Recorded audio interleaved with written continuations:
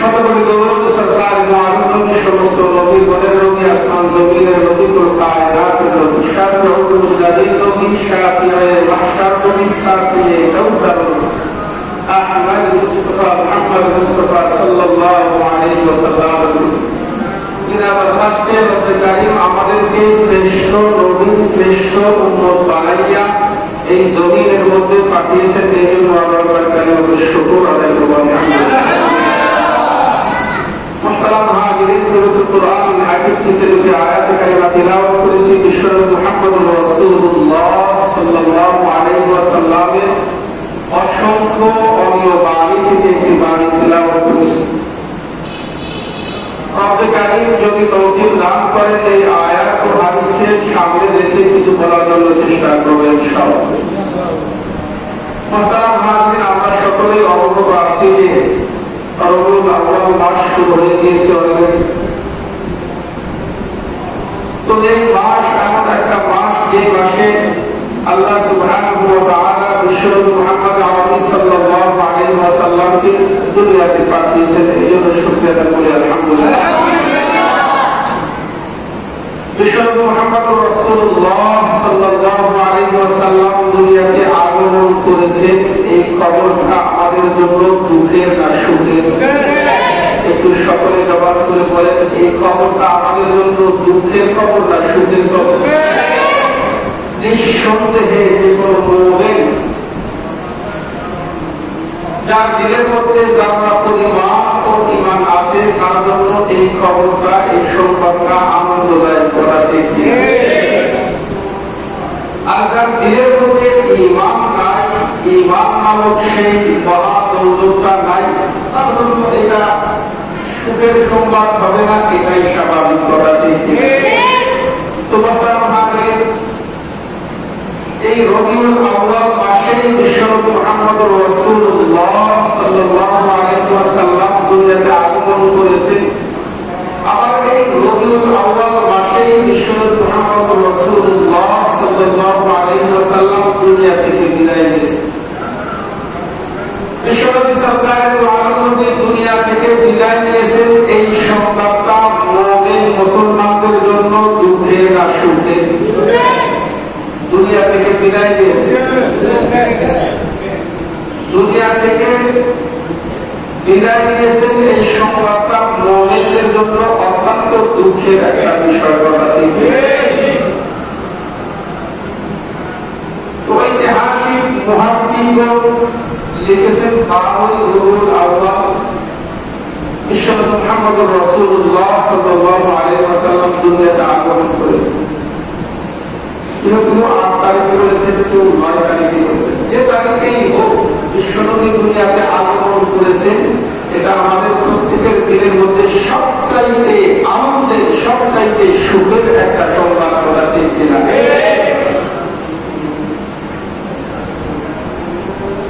ঠিক এটার বিপরীত বিশ্বনবী মুহাম্মদ রাসূলুল্লাহ সাল্লাল্লাহু আলাইহি ওয়াসাল্লাম কোন ধরনের বক্তব্য ছাড়া, কোন ধরনের দ্বিমত ছাড়া বারোই রবিউল আউয়াল এই দুনিয়া থেকে বিদায় নিয়েছেন। এই কথার মধ্যে কার কোনো দ্বিমত নাই কথা ঠিক কিনা?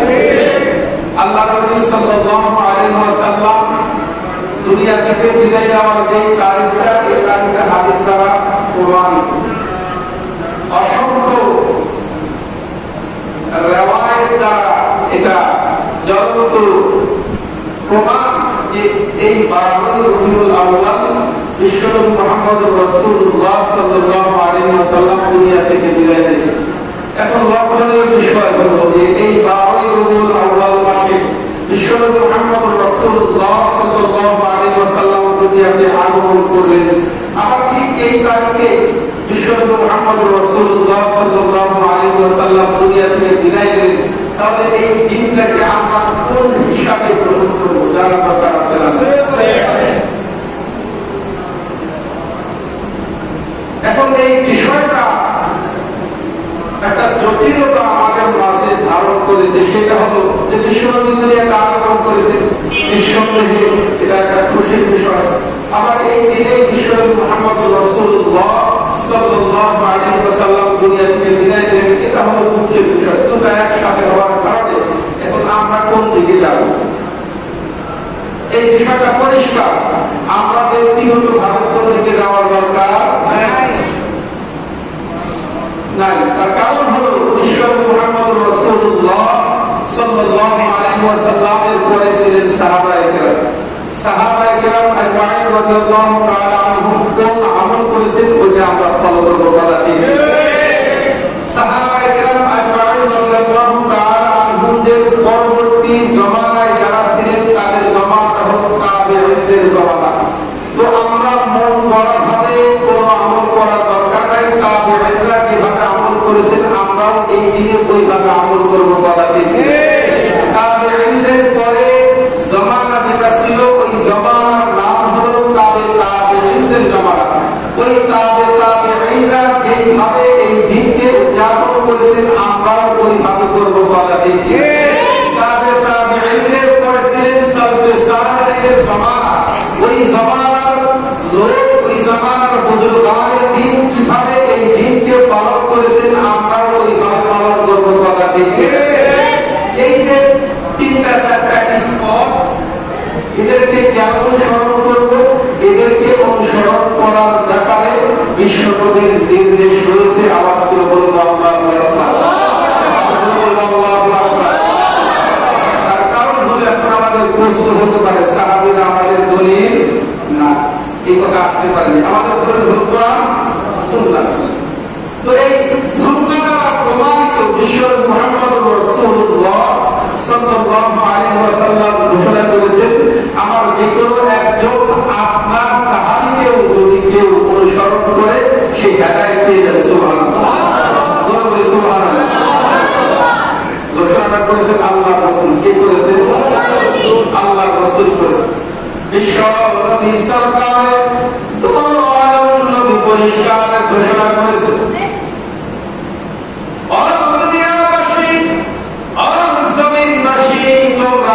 সাহাবাদের থেকে যে কোনো একজন সাহাবাকে যদি তোমরা অনুসরণ করো, ইকতাদাইতুম বিইহদাদাইতুম আসহাবি কামরুন। ও দুনিয়াবাসী, আমার যত সাহাবী রয়েছে প্রত্যেকটা সাহাবী যেন আসমানের এক একটা তারকা সমতুল্য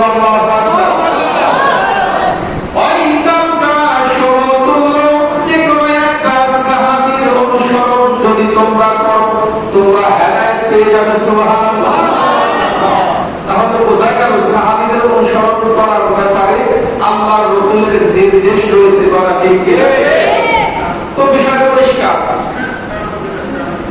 বিশ্বনবী মুহাম্মদ রাসূলুল্লাহ সাল্লাল্লাহু আলাইহি ওয়াসাল্লাম যেই দিনে আগমন করেছেন ওই দিনেই দুনিয়া থেকে বিদায় দিয়েছেন। এখন আমাদের মাঝে একটা জটিলতা সৃষ্টি হয়েছে, আমরা কোনটা পালন করব? তো আরো একটা বিষয় আমাদেরকে জেনে রাখতে হবে, ইসলামের শরীয়তে জন্ম দিবস এবং মৃত্যু দিবস পালন করার কোন কথা ইসলামে সবাই পাবে, ইসলামের মধ্যে নাই। আর না থাকার কারণে বিশ্বনবী মুহাম্মদ রাসূলুল্লাহ সাল্লাল্লাহু আলাইহি ওয়াসাল্লামের জন্ম দিবস পালন করা অথবা মৃত্যু দিবস পালন করা সাহাবায়ে কেরামদের মধ্যে নাই। এখন বলেন তো, সাহাবারা যে কাজ করে নাই ওই কাজ যদি আপনি করি, এই আমল আল্লাহর কাছে গ্রহণযোগ্য হবে না? সকলে বলেন গ্রহণযোগ্য হবে না। তাবেঈনরা যে কাজ করেন নাই ওই কাজ যদি আপনি করি, এই আমল আল্লাহর কাছে কবুল হবে না। তাবেঈনরা যে কাজ করেন নাই, যে আমল করেন নাই, ওই আমল যদি আপনি করি আল্লাহ এই আমল কবুল করবে না। সালফে সালেহীন যে আমল করেন নাই, যে কাজ করেন নাই, ওই কাজ যদি আপনি করি ওই কাজ আল্লাহ কবুল করবে না, নিঃসন্দেহে করবে না। তার কারণ হলো এই চারটা যুগ আল্লাহর রাসূল ঘোষণা করেছেন এরা হলো আদর্শ যুগ। এই যুগগুলো হলো আদর্শের যুগ। ওই যুগগুলোর মধ্যে যারা ছিল তারা হলো আদর্শ মানব। অতএব ওই আদর্শ মানবেরা যে কাজ করেন নাই, আমি আপনি মন গড়া ভাবে কোন আমল তৈয়ার করে সিস্টেম করে যদি ওই আমল করি, ওই আমল দ্বারা আল্লাহর কাছে গ্রামে খাওয়া যাবে না, কথা ঠিক কি?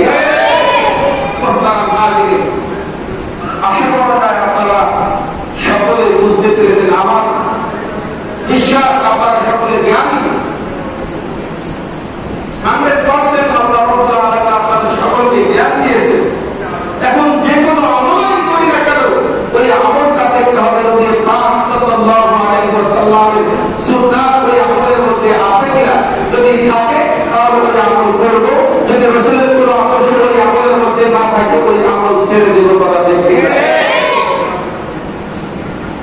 রাসূলের আদর্শ ছাড়া, রাসূলের সুন্নাত ছাড়া কোন ব্যক্তি যদি আসমান দিয়া উড়ে যায় এই কিয়ামতেও দেখায়, তবুও ওই ব্যক্তির পিছনে দৌড়ানো যাবে না। কথা ঠিক কিনা? কারণ আসমান দিয়া ওরা এই কিয়ামতে শয়তানের উপরে করা দেখতে হবে। এখন শয়তানের যদি এই কিয়ামতে দেখায়, আমি আপনাকে শয়তানের পিছনে দৌড়াবো না। সাবধান, সাবধান। রাসূলের সুন্নতের উপর আমল করে নিজের জিন্দেগি যদি বলতে পারি, বানাইতে পারি, তাহলে আমি আপনার হবো আবু বকরের সাথে। কথা ঠিক কিনা? রাসূলের আদর্শকে না মাইনা যদি মন গড়া ভাবে কোন সিস্টেম চালু করি, তাহলে আমার আপনার নেতা হবে আবু জাহেল। কথা ঠিক কিনা? আবু জাহেলের দলে গেলে জান্নাত না জাহান্নাম? বলে বলেন জান্নাত না জাহান্নাম? জাহান্নামে আমরা কেউ যাবো? মুশরিক কালের ইনশাআল্লাহ, ইনশাআল্লাহ জাহান্নামে যাব। তোমরা আগে বলতেছিলাম রবিউল আউয়াল মাস শুরু হয়ে গিয়েছে। আমরা এই রবিউল আউয়াল মাস আসলেই শুধু অনেকের মধ্যে অবস্থাটা এমন, এই মাসে এই নবীর কথা স্মরণ হয়। আছে না অনেক মানুষের? আরে নবীকে কি ভুলে থাকা সম্ভব? নবীকে বাদ দিয়া কোন আমল করলে ওই আমল আল্লাহর কাছে কবুল হবে না। নবীর আদর্শ বাদ দিয়া কোন আমল করলে ওই আমল আল্লাহ কবুল করবে না। আরে চলতে ফিরতে, হাঁটতে, উঠতে, বসতে, খাইতে, পড়তে, সর্ব অবস্থায় নবীর আদর্শকে ছাড়া আমাদের চলার কোন উপায়। আর নবীর আদর্শকে ছাড়া যারা আমরা চলবো, আমাদের নেতা হবে আবু জাহেল। আমাদের নেতা হবে কে? আর আবু জাহেলকে আমরা যারা নেতা বানাইবো, আমাদেরকে ওই জাহান্নামে যাইতে হবে। কথা ঠিক কিনা? বলতেছিলাম এই রবিউল আউয়াল মাসে বিশ্বনবী মুহাম্মদুর রাসূলুল্লাহ সাল্লাল্লাহু আলাইহি ওয়াসাল্লাম দুনিয়াতে আগমন করেছেন। নিঃসন্দেহে এই বিষয়টা আমার আপনার কথা সমগ্র মুসলিম উম্মার জন্য আনন্দদায়ক একটা বিষয়। কথা ঠিক কিনা?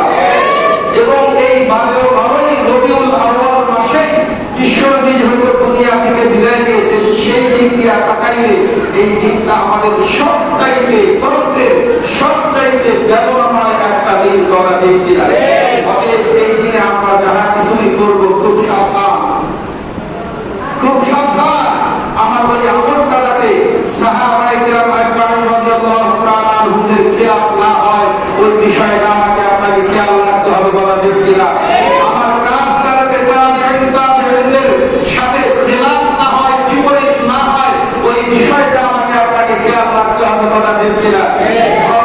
আমাদের সকলকে প্রত্যেকটা কাজ নবী পাক সাল্লাল্লাহু আলাইহি ওয়াসাল্লামের সুন্নাত তরিকাকে অনুসরণ করে করার তৌফিক দান করুন। সকলে বলি আমিন। মুহতারাম হাজিরিন, আয়াত কারিমা তিলাওয়াত করেছিলাম বিশ্বনবী মুহাম্মদুর রাসূলুল্লাহ সাল্লাল্লাহু আলাইহি ওয়াসাল্লাম। তিনি হলেন আমাদের মডেল, তিনি হলেন আমাদের আদর্শ, তিনি হলেন আমাদের সরদার, তিনি হলেন আমাদের লিডার। বিশ্বনবী মুহাম্মদ সাল্লাল্লাহু আলাইহি ওয়াসাল্লাম বিশ্ব মানবতার তিনি হলেন লিডার, তিনি হলেন সরদার, তিনি হলেন নেতা, তিনি হলেন অনুসরণীয়, অনুকরণীয়। অনুসরণ যদি করতেই হয়, বিশ্বনবী করতে হবে। কথা ঠিক কিনা? অনুসরণ যদি করতেই হয়, বিশ্বনবী মুহাম্মদ সাল্লাল্লাহু আলাইহি ওয়াসাল্লামের আদর্শকে করতে হবে। কথা ঠিক কিনা? অনুসরণ অনুকরণ যদি করতেই হয়, বিশ্বনবীর হাদিসকে করতে হবে। কথা ঠিক কিনা? অনুসরণ অনুকরণ যদি করতেই হয়, বিশ্বনবীর যত সুন্নাত রয়েছে ওই সুন্নাতকে করতে হবে। কথা ঠিক কিনা? মডেল যদি বানাইতেই হয়, তাহলে বিশ্বনবীর সুন্নাতকে মডেল বানাইতে হবে। কথা ঠিক কিনা?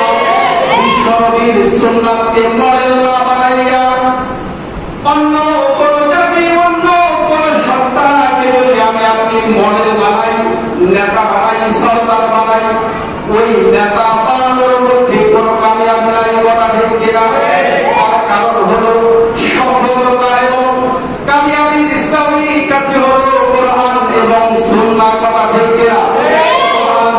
সুন্নাহ বাদ দিয়া কোরআন সুন্নাহ ছেড়ে দিয়ে যদি কেউ সফলতা অর্জন করতে চায়, নিজের মন গড়া ভাবে কোন নিয়ম কানুন আইন কানুন বানায়া নিজেদের জিন্দেগিকে সফলতার চূড়ান্ত পর্যায়ে পৌঁছাইতে চায়, সে জন্ম থেকে শুরু করে মৃত্যু পর্যন্ত চেষ্টা করে যেতে পারবে, কিন্তু সফলতা পাবে না। কারণ সফলতা পেতে হলে কোরআন এবং সুন্নাহর মাঝেই সফলতাকে অর্জন করতে হবে। তারা ব্যক্তিরা সৃষ্টি করেছেন কে? সৃষ্টি করেছেন যিনি, বিধান চলবে তার কথা ঠিক কিনা? সৃষ্টি করেছেন মালিক, আর বিধান বানানো আমি সলিমুদ্দিন আর কলিমুদ্দিন। এই বিধান অনুযায়ী যদি দুনিয়াতে চলতে চাই, এই বিধান অনুযায়ী যদি দুনিয়াতে আমি আপনি কারো ব্যবহার করতে চাই, শান্তি পাওয়া যাবে না। সাক্ষাৎ বিশ্বনবী মুহাম্মদ আরবি সাল্লাল্লাহু আলাইহি ওয়াসাল্লাম আমাদের জন্য আদর্শ, আমাদের জন্য মডেল, আমাদের জন্য নমুনা। বিশ্বনবী মুহাম্মদ আরবি সাল্লাল্লাহু আলাইহি ওয়াসাল্লামকে মডেল বানায়া সামনের দিকে যদি আগাই, সব কাজের মধ্যে সফলতা আসবে। আর যদি বিশ্বনবীকে মডেল না বানাইয়া আমার নেতাকে মডেল বানাই, সফলতা আসবে না। সাবধান। ওই বিশ্বনবীকে দিল থেকে ভালোবাসতে হবে, শুধু দিল থেকে ভালোবাসলে চলবে না। বিশ্বনবী মুহাম্মদুর রাসূলুল্লাহ সাল্লাল্লাহু আলাইহি ওয়াসাল্লাম ঘোষণা করেছেন, লা ইউমিনু আহাদুকুম হাত্তা আকুনা আহাব্বা ইলাইহি মিন ওয়ালিদিহি ওয়া ওয়ালাদিহি ওয়ান নাসি আজমাইন। আমার নেতা, আপনার নেতা, বিশ্ব নেতা মুহাম্মদ আরবি সাল্লাল্লাহু আলাইহি ওয়াসাল্লামকে ভালোবাসার তত্ত্বটা কোন পর্যায়ে হতে হবে, এই হাদিসের মধ্যে আল্লাহ রাসূল জানায় দিয়েছেন।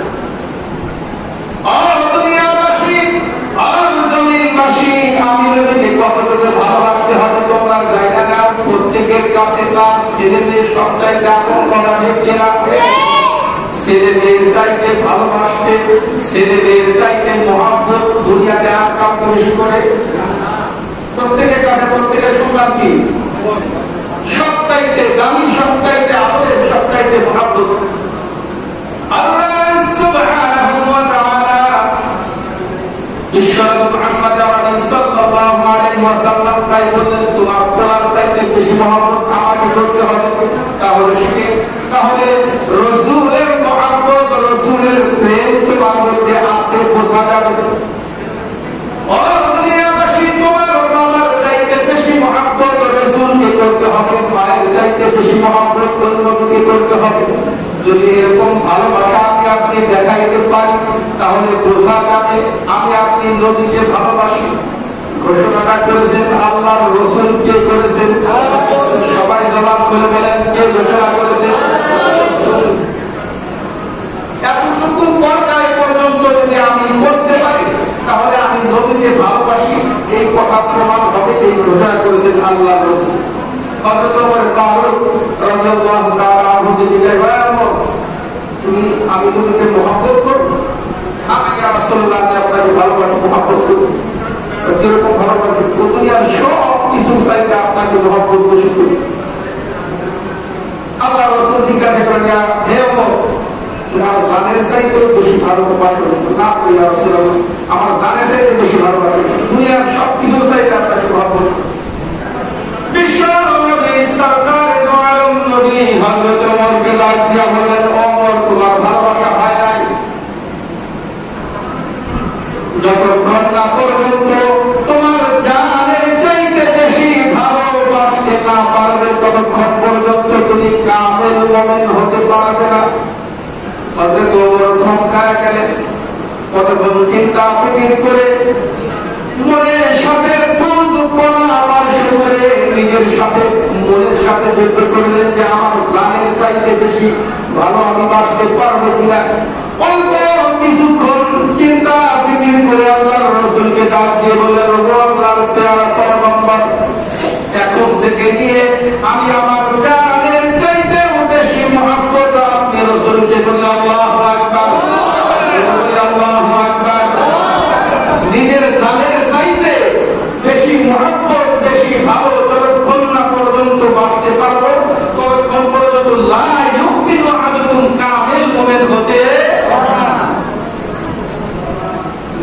জানের চাইতে বেশি মহব্বত না করলে পরিপূর্ণ ইমানদারের কাতারে নাম থাকবে। আমার আপনার কি অবস্থা? নিজের জানের চাইতে বেশি ভালোবাসতে পারবো তো ইনশাআল্লাহ।